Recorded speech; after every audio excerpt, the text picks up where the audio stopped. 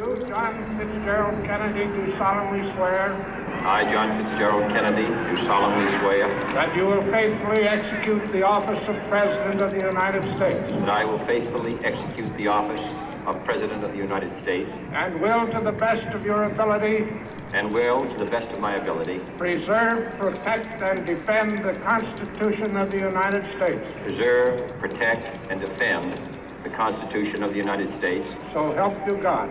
So help me God.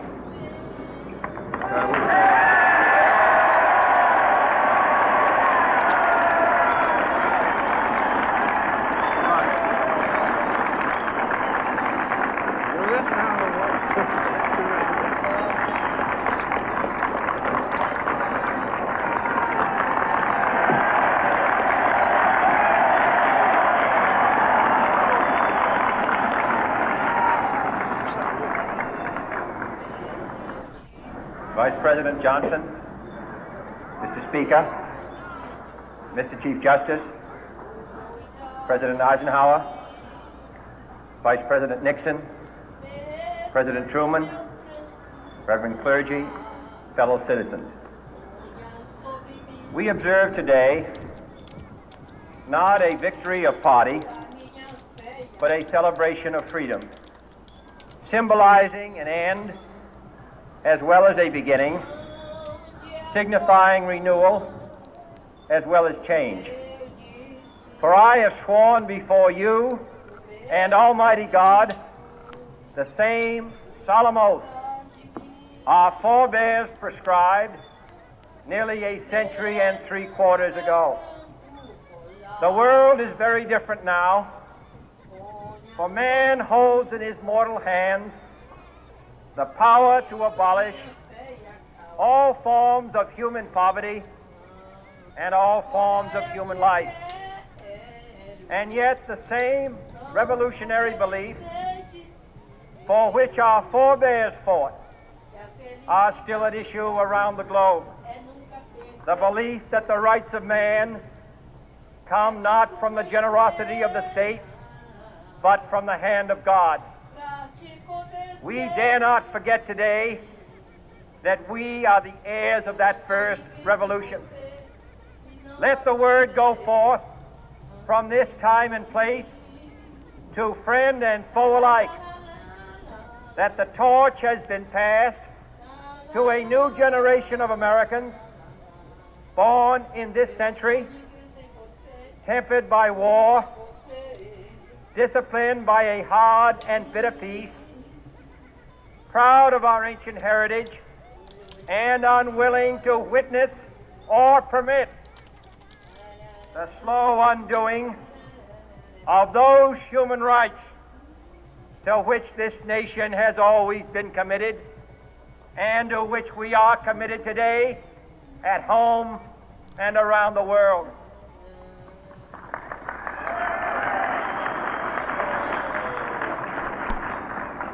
Let every nation know, whether it wishes us well or ill, that we shall pay any price, bear any burden, meet any hardship, support any friend, oppose any foe to assure the survival and the success of liberty.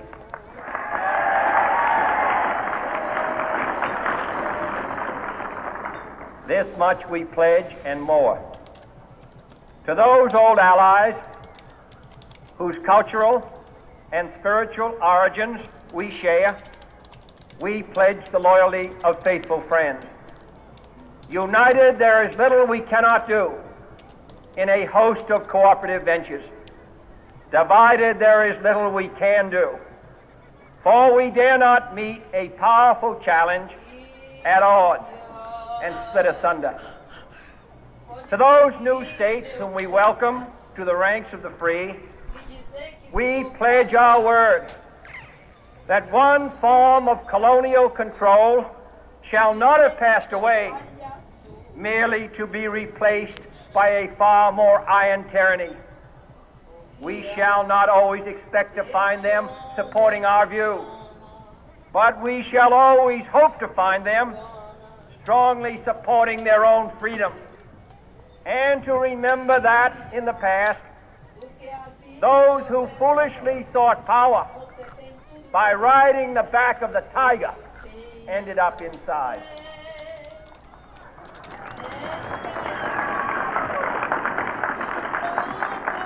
To those people in the huts and villages of half the globe struggling to break the bonds of mass misery, we pledge our best efforts to help them help themselves for whatever period is required, not because the communists may be doing it, not because we seek their votes, but because it is right. If a free society cannot help the many who are poor, it cannot save the few who are rich.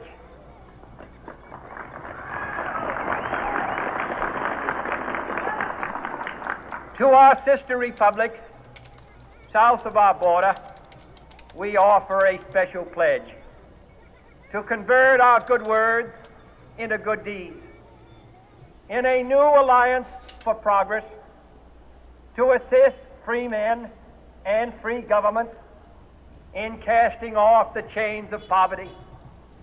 But this peaceful revolution of hope cannot become the prey of hostile powers. Let all our neighbors know that we shall join with them to oppose aggression or subversion anywhere in the Americas. And let every other power know that this hemisphere intends to remain the master of its own house.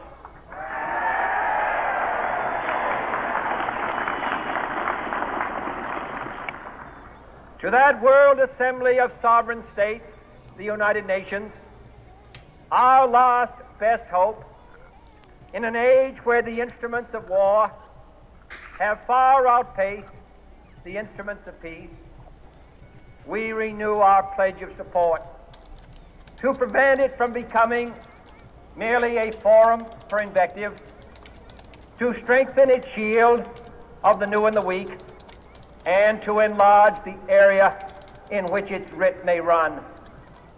Finally, to those nations who would make themselves our adversary, we offer not a pledge, but a request that both sides begin anew the quest for peace. Before the dark powers of destruction, unleashed by science, engulf all humanity in planned or accidental self-destruction, we dare not tempt them with weakness, for only when our arms are sufficient beyond doubt can we be certain beyond doubt that they will never be employed.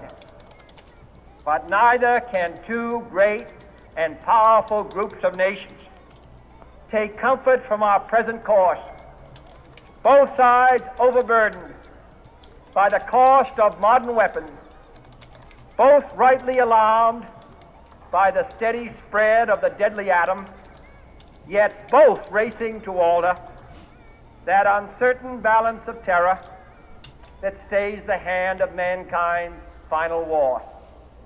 So let us begin anew, remembering on both sides that civility is not a sign of weakness, and sincerity is always subject to proof. Let us never negotiate out of fear, but let us never fear to negotiate.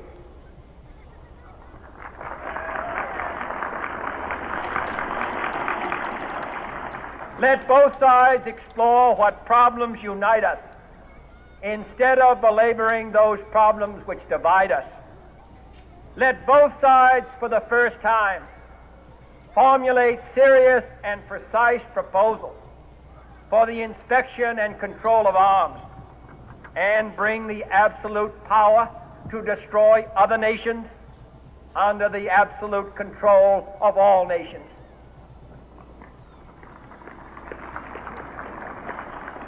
Let both sides seek to invoke the wonders of science instead of its terrors. Together, let us explore the stars, conquer the deserts, eradicate disease, tap the ocean depths, and encourage the arts and commerce. Let both sides unite to heed 4 e in all 10. corners of the earth the command of Isaiah to undo the heavy burden and let the oppressed go free.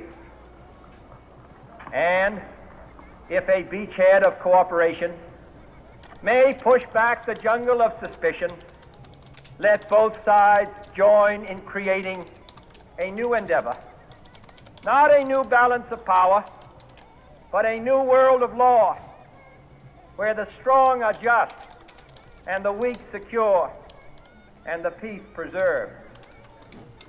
All this will not be finished in the first 100 days, nor will it be finished in the first 1,000 days, nor in the life of this administration.